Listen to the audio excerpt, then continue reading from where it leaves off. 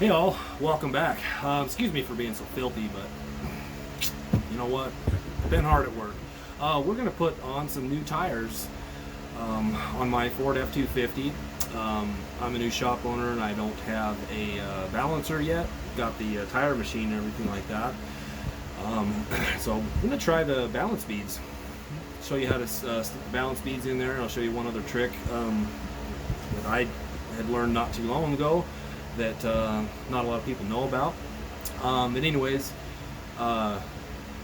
it's a good time I thought to test because we don't have any sort of vibrations in this pickup, none whatsoever. So the existing tires that are on it are, balanced pretty good. So I'm gonna try the balance bead and see if it works, and go from there. So let's I'll get you a different camera view and show you what's going on. Okay, these are the tires that I'm choosing to use. They are Solaris HT Starfire. They're actually made by Cooper. Bought them off Amazon, about $112, $114 a piece, I think it was. So one of the things, it's more of a highway-ish tire and everything like that. So that's what I choose to go with. These are just what the pickup calls for, 265/75 R16s. I think the load or the weight rating or whatever is 123 or something like that. So it's like a 35 or 3,400 pound tire, or almost 3,500 pound tire. Anyways, so when you look at this trick I was talking about, is there's a red dot right here. And that's the only dot I see on this tire. Some have some yellow ones and they'll be in different places. You might have a yellow one and a red one, or you might only have a yellow one. This only has a red dot. So basically this red dot, when they make this tire, they actually balance it. And that red dot just needs to point towards valve stem. Simple as that. If you have a yellow one and only a yellow one, you'll point the yellow one at the valve stem. And if you have a yellow one and a red one, that just means that that's probably got a heavy spot on that part of the tire, but you want the red one takes precedence, or if you got both colors, you'll want to point the red dot at the valve stem. Simple as that. These are the balance beads. Now you don't got to get a big thing like this. This was about $160. Bought it off Amazon too. Just has these kind of, I don't know, glass sort of. I don't know what the hell they're made out of, but anyways, if we look on the back here, it's got a chart. And so if you look up your tire size, right here we are at 265/75 R16s, which means we get us 1.5 scoops of the beads, which is obviously the scoop right here. So you'll fill this up one time, put them in there, fill it up another half, and put it in there, and that's what it says it calls for.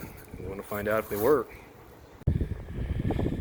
Okay, we've got our lower bead on, and we're kind of trying to get it the best I can. Once you get it all on there, you can finalize this, where this dot goes, but I'm just trying to get it close. The valve stem there. On my machine here, it works out good just to keep this lip up in here like this, so that I can now come over here, grab us a scoop of balance beads, and a full scoop. Just go in here. We'll just dump them in the tire. I don't know if you'll be able to see that or not. Probably not. They're just going to be down in there. So. There we are. They're just laying in the tire, and they're just going to go pretty much to the heaviest part, I reckon. I don't know how they work for sure. I'm sure there's probably some science behind it. They're fairly common. But anyways, so now we'll go ahead and get another half a scoop.